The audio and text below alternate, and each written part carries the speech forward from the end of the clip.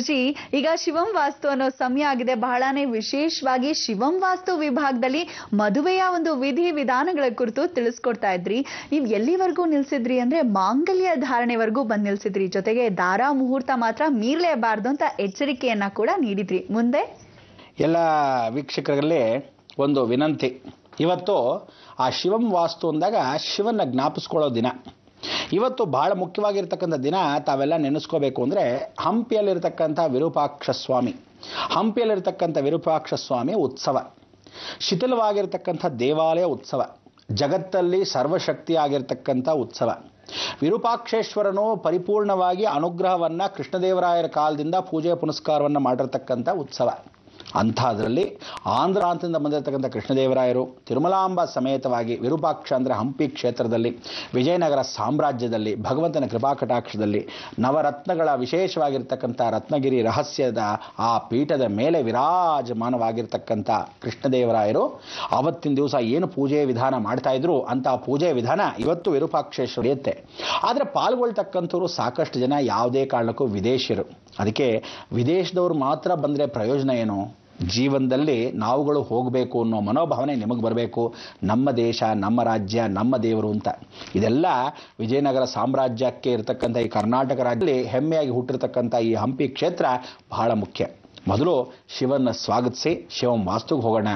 ಹಂಪಿ ವಿಚಾರ ಸಾಕಷ್ಟು ತಿಳಿಸಿದ್ದೀನಿ. ಬನ್ನಿ ವೀಕ್ಷಕರೇ, ಪರಮೇಶ್ವರ ವಾಸ್ತುಪುರುಷನ ಇಬ್ಬರನ್ನೂ ಸ್ವಾಗತಿಸೋಣ.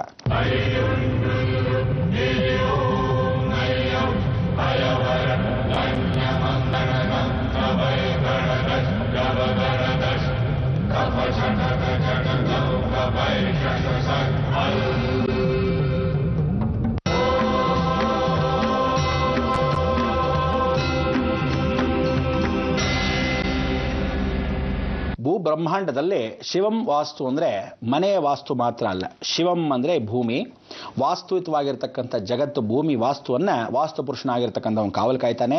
ಪರಮೇಶ್ವರನಾಗಿರ್ತಕ್ಕಂಥ ಸದಂ ಶಿವಂ ಸುಂದರಂ. ಅದಕ್ಕೆ ಶಿವಂ ಅಂತಕ್ಕಂಥ ಸುಂದರವಾಗಿರ್ತಕ್ಕಂಥ ಈ ಭೂಮಿ, ಪರಿಸರವಾಗಿರ್ತಕ್ಕಂಥ ಪರಿಕ್ರಮದಲ್ಲಿ ಇರತಕ್ಕಂಥ ಯಾವ ಕಾಲಕ್ಕೂ ಸೂರ್ಯನ ಸುತ್ತಾ ಇರತಕ್ಕಂಥ ಈ ಪ್ರಕೃತಿ ಸಾಕಷ್ಟು ವಿಸ್ಮಯದಿಂದ ಕೂಡಿದೆ. ಇಂಥ ಒಂದು ಭೂಮಿಯನ್ನು ಅಲ್ಲೋಲ ಕಲ್ಲೋಲ ಮಾಡತಕ್ಕಂಥ ಪ್ರಕೃತಿಯ ಲಯವೇ ಆ ಒಂದು ವಿಶೇಷವಾಗಿರ್ತಕ್ಕಂಥ ಘಟನೆಗಳು ಜೀವನದಲ್ಲಿ ನಡೀತಾ ಹೋಗುತ್ತೆ. ಹೆಣ್ಣು ಗಂಡು ಇಬ್ಬರು ಸೇರ್ತಾ ಇದ್ರೆ ಆ ಒಂದು ಲಯಕರ್ತನಾಗಿರ್ತಕ್ಕಂಥ ಪರಮೇಶ್ವರ ಪಾರ್ವತೀಶ್ವರ ಸಂಗಮ ಅನುಗ್ರಹವನ್ನು ಆ ದೇಹದಲ್ಲಿ ಸೇರಿಸ್ತಾ ಇರ್ತಾನೆ. ಸೃಷ್ಟಿಯ ಮೂಲವನ್ನು ಕಂಡುಹಿಡಿತಕ್ಕಂಥ ಬ್ರಹ್ಮ ಸೃಷ್ಟಿ ಪರಿಪಾಲನೆಯನ್ನು ಮಾಡ್ತಾ ಹೋಗ್ತಾನೆ. ಸ್ಥಿತಿಗತಿಗಳನ್ನ ಜೀವನ ಕಾಲಚಕ್ರವನ್ನು ನಡೆಸ್ತಾ ಇರ್ತಾನೆ. ಸಾಕಷ್ಟು ವಿಶೇಷವಾಗಿ ಕಷ್ಟಪಟ್ಟು ಮಾಯಾಲೋಕದಲ್ಲಿ ಈ ಭೂಮಿಯೇ ಮಾಯಾಲೋಕ. ಅಂಥ ಒಂದು ಭೂಮಿಯ ಲೋಕದಲ್ಲಿ ನಾವು ನೀವು ಎಲ್ಲ ವಾಸವಾಗಿರ್ತಕ್ಕ ಪರಮೇಶ್ವರನ ಕೃಪಾಕಟಾಕ್ಷದಲ್ಲಿ ಜಲತತ್ವಂ ಸ್ವಯಂ ವಿಷ್ಣು, ಆ ಮಾಯಾವಿ ಆಗಿರ್ತಕ್ಕಂಥ ಮಹಾವಿಷ್ಣು ವಾಸವಾಗಿರ್ತಕ್ಕಂಥ ವಾಸಸ್ಥಳ. ತದನಂತರ ನಿಮ್ಮ ಜೀವನ ನಡೀತಾ ಇರೋದು ಲಯಕರ್ತನ ಪರಮೇಶ್ವರನ ಕೃಪಾಕಟಾಕ್ಷ ಕಾಶಿ ಯಾತ್ರೆ ಎಂದು. ಅಂದ್ರೆ ಕಾಶಿ ಯಾತ್ರೆ ಅಂದ್ರೆ ಪ್ರತಿಯೊಬ್ಬ ಮನುಷ್ಯ ಹುಟ್ಟಿದಾಗ ಸಾಯಕ್ಕೆ ಬಹಳಷ್ಟು ಜನಕ್ಕೆ ಗೊತ್ತಿದ್ರೂ ಸಹ ಜೀವನದ ಕಾಲಚಕ್ರ ನಡೆಸಬೇಕು. ಇಂಥ ಒಂದು ಶಿವಂ ವಾಸ್ತುವಲ್ಲಿ ಜೀವನದ ಕಾಲ ಮನೆಯಿಂದ ಮದುವೆವರೆಗೂ. ಮದುವೆ ಮನೆ ಅಂದಾಗ ಸೃಷ್ಟಿ ಹತ್ರ. ಆ ಸೃಷ್ಟಿ ಹತ್ರವಾಗ್ತಾ ಇದ್ದ ಸಮಯದಲ್ಲಿ ಮದುವೆ ಅನ್ನೋದು ಲೈಸೆನ್ಸ್. ಪ್ರತಿಯೊಬ್ಬನಿಗೂ ಗಂಡು ಹೆಣ್ಣು ಇಬ್ಬರು ಸೇರಬೇಕಾದ್ರೆ ಒಂದು ಲೈಸೆನ್ಸ್ನ ಆ ಕಾಲದಿಂದ ಕೊಟ್ಟಿರೋದೇ ಮಾಂಗಲ್ಯ. ಮಾಂಗಲ್ಯಂ ತಂತುನಾನೇನ ಮಮ ಜೀವನ ಹೇತುನಾ. ಆ ಮಮ ಜೀವನ ಅನ್ನೋದು ಗಂಡ ಹೆಂಡತಿ ಇಬ್ಬರಿಗೂ ಇರಬೇಕು ಅಂಡರ್ಸ್ಟ್ಯಾಂಡಿಂಗ್. ಆ ಮಾಂಗಲ್ಯ ಧಾರಣೆ ಮಾಡ್ತಕ್ಕಂಥ ವಿಚಾರದಲ್ಲಿ ಏನು ಮಾಡ್ತಾರೆ, ಹರ್ಷಣದ ಕೊಂಬನ್ನು ಕಟ್ತಾರೆ. ಹರ್ಷಣದ ಕೊಂಬೆನೋ ಬಹಳ ಚೆನ್ನಾಗಿ ಕಟ್ಟಿಬಿಟ್ರು ಅಂದರೆ ಮಾಂಗಲ್ಯ ಧಾರಣೆ ಹರ್ಷಣದ ಕೊಂಬಲ್ಲಿ ಸಾಕ್ಷಾತ್ ದುರ್ಗಾದೇವಿ ವಾಸವಾಗಿರ್ತಾಳೆ. ಆಗ ಗೌರಿ ಪೂಜೆಯನ್ನು ಮಾಡಿಸಿರ್ತಕ್ಕಂಥ ಹರ್ಷಣದ ಕೊಂಬ ಮುಖಾಂತರವೇ ಹರ್ಷಣದ ದಾರದಲ್ಲಿ ಅದನ್ನು ವಿಶೇಷವಾಗಿ ಹರ್ಷಣದ ಮೈಯಲ್ಲಿ ವಿಶೇಷ ಗಂಡು ಹೆಣ್ಣು ಇಬ್ಬರಿಗೂ ಹರ್ಷಣ ಹಚ್ಚಿ, ಅಂದರೆ ಬ್ಯಾಕ್ಟೀರಿಯಾಗಳು ಯಾವುದೂ ಇಲ್ಲದಿದ್ದ ಪಕ್ಷದಲ್ಲಿ ಹರ್ಷಣ ಅಂದರೆ ದಾರಿದ್ರ್ಯಂ ಪರಿನಾಶನಾರ್ಥಂ. ಅದಕ್ಕೆ ಹರಿದ್ರಾಲಂಕಾರಂ ದಾರಿದ್ರ್ಯ ಪರಿನಾಶನಾರ್ಥಂ, ಕುಂಕುಮಾಲಂಕಾರಂ ಲಕ್ಷ್ಮೀಭೂಷಿತಂ. ಸಾಕ್ಷಾತ್ ಮಹಾಲಕ್ಷ್ಮಿ ಎರಡು ಮಾಂಗಲ್ಯದ ಮಧ್ಯೆ ಸ್ವರ್ಣಲಕ್ಷ್ಮಿಯಾಗಿ ಕೂತ್ಕೊಳ್ಳಿ. ದೀರ್ಘ ಮಾಂಗಲ್ಯದಲ್ಲಿ ಕಾಡ್ತಕ್ಕಂಥ ಆಯುಸ್ಸು ಅಭಿವೃದ್ಧಿ ಆಗಲಿ, ಅದಕ್ಕೆ ದೀರ್ಘ ಆಯುಸ್ಸನ್ನು ಕೊಡ್ತಕ್ಕಂಥ ದೀರ್ಘ ಸುಮಂಗಲಿ ಭವ. ಇವಳು ಸುಮಂಗಲಿ ಆಗಿದ್ರೇ ಅವನು ವಿಶೇಷವಾಗಿ ಆಯುಸ್ಸು ಅಭಿವೃದ್ಧಿ ಆಗೋದು. ಅದಕ್ಕೆ ಆ ಮಾಂಗಲ್ಯದ ಸುಮುಹೂರ್ತ ಸಾವಧಾನ ಅಂತ ಹೇಳಿದಾಗ ಆ ಸುಮುಹೂರ್ತದಲ್ಲೇ ಇವರಿಬ್ಬರ ಜೀವನ ಸಾವಧಾನ, ಎಚ್ಚರಿಕೆ, ಹುಷಾರ್. ನೆಕ್ಸ್ಟು ನಿಮ್ಮಿಬ್ಬರ ಜವಾಬ್ದಾರಿ ಹೆಚ್ಚಾಯಿತು. ನೀನು ಅವಳು ನೋಡ್ಕೋಬೇಕು, ಅವ್ನು ನಿನ್ನ ನೋಡ್ಕೋಬೇಕು, ಪಕ್ಕದವರು ಇವ್ರು ನೋಡ್ಕೊಳ್ಳೋದಲ್ಲ ಅನ್ನೋ ಭಾವನೆ ಅವತ್ತಿನ ದಿವಸ ತೋರಿಸಾಯ್ತು. ಯಾಕೆಂದರೆ ಇವನು ಚೆಲ್ಲಾಟ ಆಡ್ತಾ ಇರ್ತಾನೆ. ಇಲ್ಲಿಂದ ಅಲ್ಲಿ, ಅಲ್ಲಿಂದ ಇಲ್ಲಿ. ಕೋತಿಗಳು ಸಾಕಷ್ಟು ಜನಕ್ಕೆ ಕಪಿಶ್ರೇಷ್ಠವಾಗಿರ್ತಕ್ಕಂಥ ಮನುಷ್ಯ ಜೀವನ ಈ ಕೋತಿ ಆ ಹೆಣ್ಣು ಕೋತಿ ನೋಡ್ತಾ ಇರುತ್ತೆ, ಇನ್ನೊಂದು ಕೋತಿ ನೋಡ್ತಾ ಇರುತ್ತೆ, ಆ ಪಕ್ಕದ ಕೋತಿ ನೋಡ್ತಾ ಇರುತ್ತೆ. ಆಗ ತಂದೆ ತಾಯಿಗೆ ಒಂದು ದೃಷ್ಟಿ ಬರುತ್ತೆ, ಈ ಕೋತಿ ದರಿದ್ರದ್ದು ಬೀದಿ ಕೋತಿಗಳನ್ನೆಲ್ಲ ನೋಡ್ತಾ ಕೂತಿದ್ರೆ ಮನೆಗೆ ಅದೊಂದು ಕೋತಿ ಕಟ್ಟಿಬಿಟ್ರೆ ಮುಚ್ಕೊಂಡು ಬಿದ್ದಿರುತ್ತೆ. ಸರಿ ಆಯ್ತು ಎತ್ಕೊಂಡು ಸೆರೆ ಮನೆಗೆ ಹಾಕು ಅಂತ. ಆಗ ಅವಳು ಒಂದು ಮೂಗ್ದಾರ ಇದ್ದ ಹಾಗೆ, ಇವು ಕಟ್ಟದ ಒಳಗೆ ಹಾಕದ.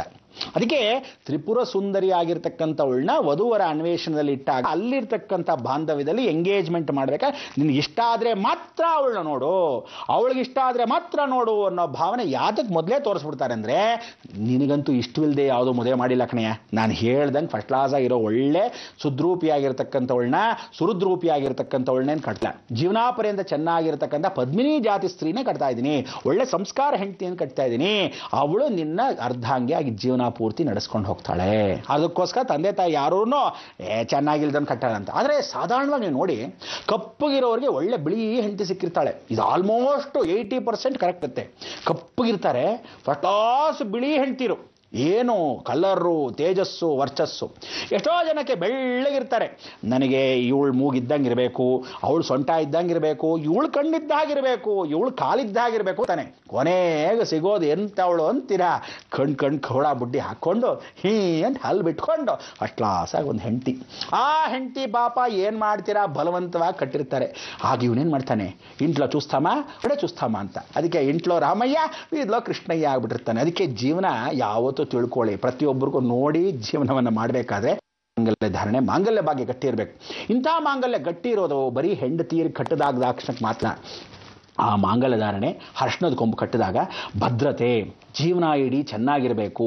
ಇವರಿಬ್ಬರು ಬಾಂಡಿಂಗ್ ಲೇಬರ್ ಅಂತಕ್ಕಂಥವ್ರು, ಅವಳಿಗೆ ಲೇಬರ್ ಆಗಿರಬೇಕು, ಅವನು ಇವಳಿಗೆ ಲೇಬರ್ ಆಗಿರಬೇಕು. ಅದಕ್ಕೆ ಕೆಲಸ ಕಾರ್ಯಗಳಲ್ಲಿ ಯಾವತ್ತೂ ಧರ್ಮೇಚ ಅರ್ಥೇಚ ಕಾಮೇಚ ನಾದಿಚರಾಮಿ ಎಲ್ಲದರಲ್ಲೂ ಸಹಕರಿಸಬೇಕು. ಇಂಥ ಒಂದು ಜೀವನ ಹೇಗಿರುತ್ತೆ, ಆಗ ನಿತ್ಯ ಸುಮಂಗಲಿ ಭವ. ನಿತ್ಯ ಸುಮಂಗಲಿ ಭವ ಅಂದ ತಕ್ಷಣ ಯಾರೋ, ಅದಕ್ಕೆ ವೈಶ್ಯರು. ಆ ಕಾಲದಲ್ಲಿ ಏನು ಮಾಡೋರು, ಎಲ್ಲರೂ ಅಜ್ಜೀಂದ್ರ ಆದವರು ಈ ವೈಶ್ಯವಾಟಕ ಜಾಗಕ್ಕೆ ಹೋದಾಗ ಆ ಕಾಲದಲ್ಲಿ ಅವರು ಪೂಜೆ ಪುನಸ್ಕಾರ ಮಾಡೋರು. ಅವರು ಕೂಡ ನಿತ್ಯ ಸುಮಂಗಲಿ. ಅದಕ್ಕೆ ಗೆಜ್ಜೆ ಪೂಜೆ ಅಂತ ನೀವು ಚಿತ್ರಗಳನ್ನ ನೋಡಿದಾಗ ಹಳೆ ಕಾಲದ ಅರ್ಥವಾಗತ್ತೆ. ಕರೆಕ್ಟ್, ಅವಳು 24 ಗಂಟೆ ಪೂಜೆ ಪುನಸ್ಕಾರ. ಇವಳಲ್ಲಿ ದೈವಶಕ್ತಿ ಇರುತ್ತಂತ. ಅದಕ್ಕೆ ಎಷ್ಟೋ ಜನಕ್ಕೆ ನಾನು ಹೇಳ್ತೀನಿ, ಹೋಗ್ಬಿಟ್ಟು ದುಡ್ಡಿಸ್ಕೊಂಡ್ರೆ ಅಂಥವ್ರ ಹತ್ರ ದುಡ್ಡಿಸ್ಕೊಂಡಾಗ ಅಭಿವೃದ್ಧಿ. ಈ ಕಾಲದಲ್ಲಿ ಬಹಳ ಜನ ಡೂಪ್ಲಿಕೇಟ್ ಬಂದ್ಬಿಟ್ಟಿದ್ದಾರೆ ಅಂತ ಇಟ್ಕೊಳ್ಳಿ, ಸರಿ ಇಲ್ದಿದ್ದವರು, ಪೂಜೆ ಪುನಸ್ಕಾರ ಗೊತ್ತಿಲ್ದಿದ್ದವರು. ಅವರಲ್ಲಿ ಕೂಡ ಒಳ್ಳೆ ಜನಗಳಿರ್ತಕ್ಕಂಥವ್ರು ಸಾಕಷ್ಟು ಜನ. ಅವ್ರು ಏನು ಮಾಡ್ತಿದ್ರು ಗೊತ್ತಾ, ಆ ಮಣಿಯನ್ನು ಪೋಣಿಸ್ಕೊಳ್ಬೇಕಾದ್ರೆ 16 ದಿವಸಕ್ಕೆ ಒಂದ್ಸಲಿ, ಅಥವಾ 32 ದಿವಸಕ್ಕೆ, ಅಥವಾ 48 ದಿವಸಕ್ಕೆ. ಜ್ಞಾಪಕ ಇಟ್ಕೊಳ್ಳಿ, 16 ದಿವಸಕ್ಕೆ ನೀವು ಮಾಂಗಲ್ಯ ಕಟ್ಟಿ ಅರಿಶಿಣದ ಕೊಂಬಿಂದ 16 ದಿವಸದೊಳಗೆ ಅಲ್ಲಿ ಚಿನ್ನದ ಚೈನ್. ಚಿನ್ನದ್ದು ಚೈನ್ಗೋಸ್ಕರ ಅಲ್ಲ, ಮೊಗ್ಲು ಇಂಪಾರ್ಟೆಂಟ್ ಆಗೇನು ಅಂದರೆ ಅರಿಶಿಣ ಕುಂಕುಮದ ಜೊತೆಗೆ ಏನಿರ್ಬೇಕು, ಹವಳ ಕರಿಮಣಿ. ಆ ಕರಿಮಣಿಯನ್ನು ಶನೇಶ್ಚರ, ಕುಜ ಅಂದರೆ ಮಾಂಗಲ್ಯವನ್ನು ಕಾಪಾಡೋ ಮಂಗಳ ಗ್ರಹ. ಮಂಗಳ ಗ್ರಹದ ಜೊತೆ ನೀ ಮಂಗಳ ಅಂದರೆ ಶಶಿ ಮಂಗಳ ಯೋಗವನ್ನ ಸೃಷ್ಟಿ ಮಾಡೋ ಮಾಂಗಲ್ಯ. ಅದಕ್ಕೆ ಯಾವತ್ತೂ ಕರಿಮಣಿ ಹಾಕಬೇಕು. ಎಷ್ಟು ಜನ ಇವತ್ತು ಕರಿಮಣಿ ಹಾಕೊಂತಾರೆ, ಹಾಕೊಳ್ಳೋದೇ ಇಲ್ಲ ರೀ.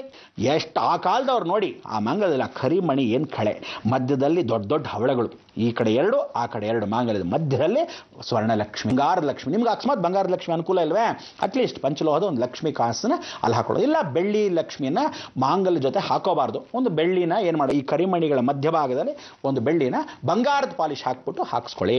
ಕನಿಷ್ಠ ಪಕ್ಷ ಲಕ್ಷ್ಮಿ ಆಗಿರ್ಬೇಕು ಅಂದರೆ ಸ್ವರ್ಣಲಕ್ಷ್ಮಿ ಭವ ಸರ್ವದಾ ಮಾಂಗಲ್ಯಂ ರಕ್ಷಣಾ ಕಾಪಾಡ್ತಿರ್ತಾಳಂತೆ. ಅದಕ್ಕೆ ಅವಳೇನಂತಾಳೆ, ತಾಯಿ. ಈ ಕಡೆ ಮಾಂಗಲ್ಯ ಏನು ಹೇಳತ್ತಂತೆ, ನೀನು ನನ್ನ ಮನೆಗೆ ತಾಯಿ, ನೀನು ಇಲ್ಲ ಧರ್ಮಪತ್ನಿ ಅಂತಲ್ಲ, ಆ ಭಾಗದಲ್ಲಿ ನನ್ನ ಮನೆಗೂ ಗೃಹಿಣಿಯಾಗಿರ್ತಕ್ಕಂಥ ತಾಯಿ, ನನ್ನ ಮನೆ ಸದಸ್ಯರನ್ನ ನನ್ನ ಮನೆ ಮಗಳು ಅಂತ ಅನ್ಕೋಬೇಕು ನೀನು. ಆ ಕಡೆ ತಾಯಿ ಮನೆ ಬಿಟ್ಟು ಬಂದೆ ಅಂತ ಋಣನ ಬಿಡಬಾರ್ದು, ಯಾವತ್ತೂ ಜ್ಞಾಪಕದಲ್ಲಿ ಇಟ್ಕೋಬೇಕು. ಅದಕ್ಕೆ ಇಬ್ಬರು ಮನೆಯೂ ಸಂಭಾಳಿಸ್ಬೇಕು ಅಂದರೆ ಎಷ್ಟು ಕಷ್ಟ. ಆಗ ಈ 16, 32, 48 ದಿವಸದೊಳಗೆ ಮಾಂಗಲ್ಯಕ್ಕೆ ಕರಿಮಣಿ ಹವಳವನ್ನು ಪೋಣಿಸ್ಬೇಕು. ಹೇಗೆ ಪೋಣಿಸ್ತಾರೆ, ಏನು ಪೂಜೆ ಮಾಡ್ತಾರೆ ಅನ್ನೋದಕ್ಕೆ ನೀವೇನು ಮಾಡಬೇಕು, ಮಂಗಳವಾರದ ದಿವಸ ನಾಳೆ ಮಾಂಗಲ್ಯ ಧಾರಣೆ ವಿಚಾರಗಳನ್ನು, ಪುನಸ್ಕಾರ ವಿಚಾರಗಳನ್ನು ಅವ್ರು ಹೇಗೆ ಪೋಣಿಸ್ಕೊಟ್ಟು ನಿತ್ಯ ಸುಮಂಗಲಿ ಆಗಿರ್ತಾರೋ ಆ ವಿಚಾರವನ್ನು ತಿಳಿಸ್ಬೇಕು. ನೀವು ಕಾಯ್ತಾ